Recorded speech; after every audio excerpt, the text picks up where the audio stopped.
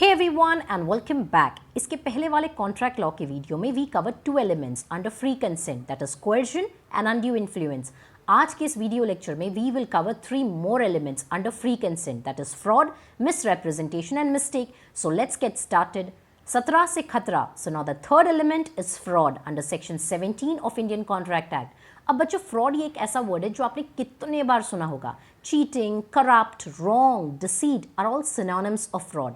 अब सवाल ये है कि फ्रॉड एक्चुअली क्या है और फ्रॉड कब कमिट होता है. फ्रॉड की डेफिनेशन से पहले फ्रॉड का एक एग्जांपल समझते हैं. मान लो मैंने एक बैंक रिप्रेजेंटेटिव बनके आपको कॉल किया ताकि मैं आपकी सारी बैंक एंड कार्ड डिटेल्स लेकर फ्रॉड कर सकूं. अब आपने फ़ोन उठाया, मैंने बैंक रिप्रेजेंटेटिव बनके आपको कन्विंस कर दिया to give me your card details. लेकिन यहाँ आपने मुझे अपना डिटेल्स ना देकर कहा कि मैं खुद बैंक आकर सारी डिटेल्स सबमिट कर जाऊँगा. तो क्या फ्रॉड कमिट हुआ? नहीं. फ्रॉड करने की कोशिश हुई बट फ्रॉड नहीं हुआ. इससे ये समझ आता है कि फ्रॉड तब होता है जब सामने वाला डिसीव्ड यानी चीट हो जाए और उस वजह से उसका नुकसान या लॉस हो जाए. Now let's see the definition of fraud which says fraud means and include the following. एक पर्सन या तो अपनी कन्विंस यानी नॉलेज से या अपने एजेंट द्वारा कोई ऐसा एक्ट करता है जिससे कि सामने वाला डिसीव यानी चीट हो जाए और कॉन्ट्रैक्ट एंटर कर ले. Then a fraud is committed. तो बच्चों फ्रॉड एक एक्टिव कंसीलमेंट ऑफ फैक्ट्स है यानी आपको पता है कि सच क्या है मगर फिर भी आप वो सच पे पर्दा डाल के सामने वाले को झूठ बोल के उसे कॉन्ट्रैक्ट में एंटर करवाते हो. फ्रॉड को फॉल्स प्रॉमिस भी कहा जाता है. चलिए फ्रॉड को एक और एग्जाम्पल से समझते हैं. अब मान लो मेरी कार है जो कि बहुत ही बुरी हालत में है. उसके सारे इंटीरियर पार्ट्स खराब हो चुके हैं लेकिन मुझे अब वो बेचनी है. मैंने मस्त पेंट करके बाहर से कार को चकाचक कर दिया ताकि किसी को पता नहीं चले. अब एक इनोसेंट सा बायर मेरे पास आता है टू बाय द कार जो दिखने में तो बहुत अच्छी कंडीशन में लग रही है. अब यहाँ मैं उसे real fact and condition of the car जानबूझ के नहीं बता रही हूँ. क्या ये फ्रॉड होगा? अगर वो पार्टी मेरी कार खरीदने को राजी हो गया तो फ्रॉड हो गया है क्योंकि यहाँ मैंने जानबूझ के एक मटेरियल इन्फॉर्मेशन हाइड कर रही हूँ ताकि सामने वाला मेरी कार खरीदने को राजी हो जाए. अब सबसे इंपॉर्टेंट सवाल, क्या चुप रहना भी फ्रॉड हो सकता है? वेल, यहाँ 2 पॉइंट्स याद रखिए. नंबर 1, सिर्फ चुप रहना, ना बोलना, साइलेंट रहना फ्रॉड नहीं होगा. बट जहाँ आपकी ड्यूटी थी to speak and inform the other person about some material facts लेकिन वहाँ आप जानबूझकर चुप रहे तो ये साइलेंस फ्रॉड माना जाएगा. जैसे हमने वो कार वाले एग्जाम्पल में देखा, वहाँ मुझे सच बताना चाहिए था कि मेरी कार की इंटरनल हालत कुछ ज़्यादा सही नहीं है बट मैंने जानबूझकर उसे छिपाया तो ये चुप रहना समझा जाएगा फ्रॉड. अब फ्रॉड की डेफिनेशन को अगर एनालिस करें तो बच्चों फ्रॉड एक फॉल्स रिप्रेजेंटेशन है. फॉल्स रिप्रेजेंटेशन फैक्ट से रिलेटेड है ना कि लॉ से. बिकॉज लॉ कहता है misrepresentation of facts excused है but misrepresentation of law excuse नहीं किया जाएगा. अब यहाँ फॉल्स रिप्रेजेंटेशन इसलिए किया जा रहा है ताकि सामने वाला पार्टी कॉन्ट्रैक्ट एंटर कर ले. फ्रॉड होने के लिए सामने वाली पार्टी का इंड्यूस्ड यानी कन्विंस्ड, अग्रीड होके एक्शन लेना ज़रूरी है और इसी फ्रॉड की वजह से सामने वाली पार्टी को कोई लॉस सफर हुआ होना चाहिए.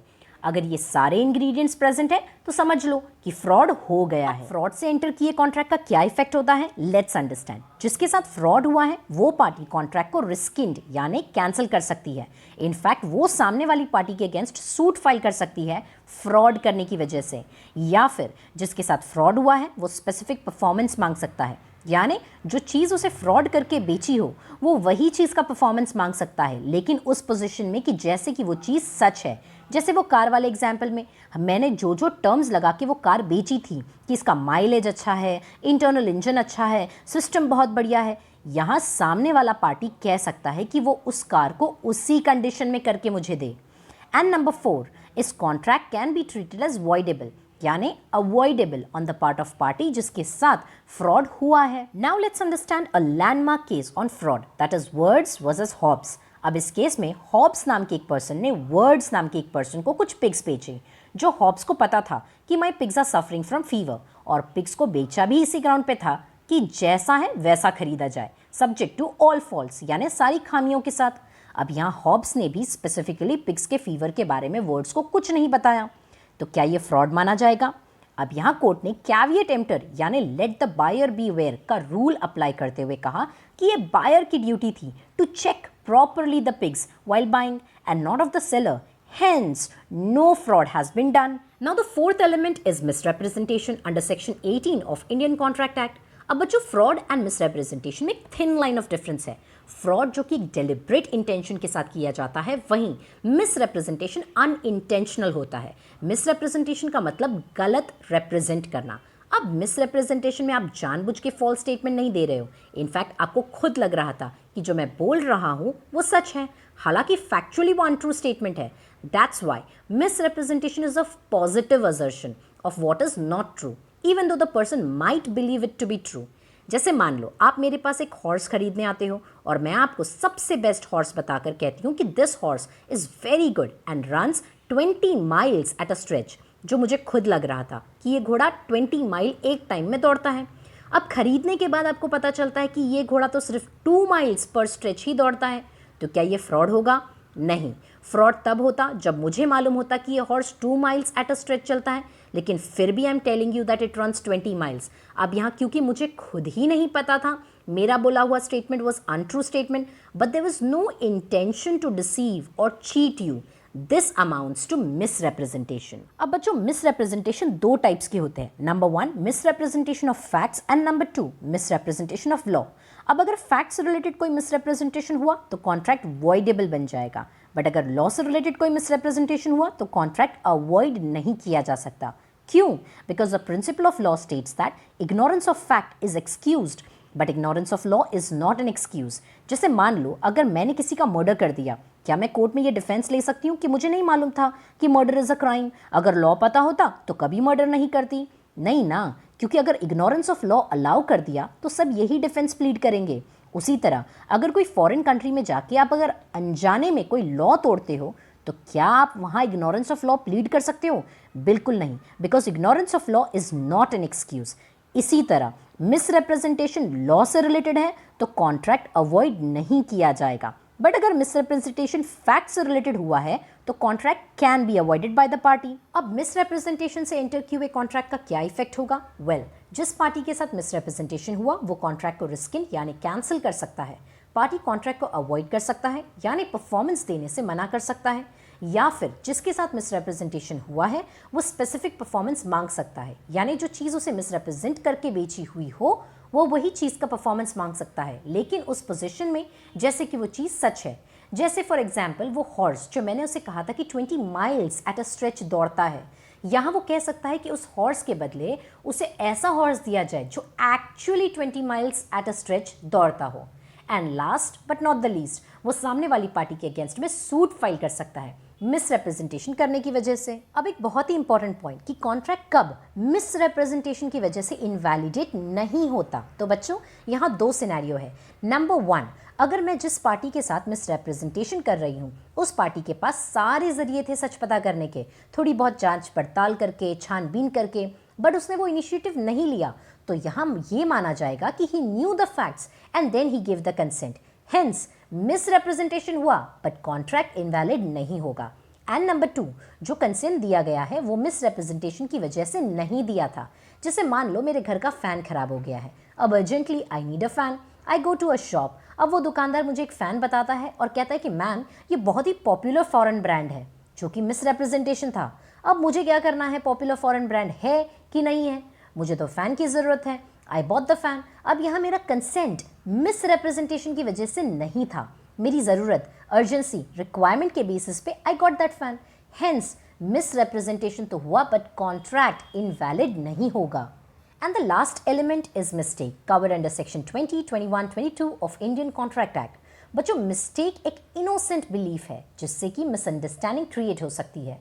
ये एक अनइंटेंशनल एक्ट है। ओमिशन, एरर, इग्नोरेंस या आप कह लो कि फॉरगेटफुलनेस हो सकता है। इंपॉर्टेंट ये है कि ये अनइंटेंशनल है, यानी जानबूझ के नहीं किया जा रहा है। अगेन मिस्टेक्स भी दो टाइप्स की हो सकती है, mistake of facts and mistake of law. अब अगर मिस्टेक ऑफ फैक्ट्स की बात की जाए तो ये भी दो टाइप्स की हो सकती है, unilateral mistakes and bilateral mistakes. अब यूनिलेटरल मतलब जहां दो में से एक party to the contract is under mistake. जैसे मान लो आप और मैं कॉन्ट्रैक्ट एंटर करते हैं to deliver 100 bottles of round shape. अब कॉन्ट्रैक्ट में quantity and shape is already written, but I was under the impression that the shape of the bottle is square. This is unilateral mistake जहां one party to the contract is under mistake. Then bilateral mistake जहां दोनों parties under the contract are under mistake. जैसे मान लो मैं आपको अपनी red watch बेचने के लिए रेडी हूँ। अब यहाँ आपके दिमाग में मेरी ब्लू वॉच है जो आप खरीदने के लिए रेडी हो। क्योंकि दोनों पार्टीज अलग अलग सब्जेक्ट मैटर सोच रहे हैं, this is bilateral mistake when both the parties to the contract are under mistake. Then next is mistake of law. अब यहाँ मिस्टेक इंडियन लॉ से रिलेटेड हो सकती है या फिर फॉरेन लॉ से रिलेटेड। अगेन यहाँ बहुत इंपॉर्टेंटली याद रखिए, mistake of facts can be excused but mistake of law can not be excused. जैसे मैंने यहाँ एक एग्जाम्पल लिया है कि अगर गलती से मैंने रेड लाइट सिग्नल क्रॉस कर दिया, अब जब ट्रैफिक पुलिस ने मुझे रोका तो मैंने कहा आई स्वेयर मुझे नहीं पता था कि रेड सिग्नल पे रुकना होता है, अगर पता होता तो रुक जाती। क्या मेरी ये प्ली एक्सेप्ट की जाएगी? बिल्कुल नहीं। Why? Because ignorance of law is not an excuse. अब अगर मिस्टेक ऑफ लॉ है तो कॉन्ट्रैक्ट तो परफॉर्म करना पड़ेगा, बट अगर मिस्टेक ऑफ फैक्ट्स करके अगर आपने कोई अग्रीमेंट एंटर किया है तो उसका क्या इफेक्ट होगा? नंबर 1, वो अग्रीमेंट वॉइड माना जाएगा, विच मीन्स उस अग्रीमेंट का लॉ में कोई इफेक्ट नहीं होगा। It will be unenforceable in the court of law. And number 2, mistake से लिया हुआ पैसा या property has to be either repaid or returned. So बच्चों, ये था entire concept of free consent. In a nutshell, contract को वैलिड बनाने के लिए फ्री कंसेंट का होना जरूरी है। एंड फ्री कंसेंट के लिए ये 5 चीजें नहीं होनी चाहिए। Number 1, coercion, number 2, undue influence, number 3, fraud, number 4, misrepresentation, and last, number 5, mistake. So I hope you've understood the concept clearly, and if you have any doubts pertaining to this topic, do let me know in the comments below. Also, for notes on Indian Contract Act with creative images and illustrations with lots of case laws and examples are available for all the students in my Telegram group, of which the link is in the description below. Till then, thank you everyone. Bye-bye.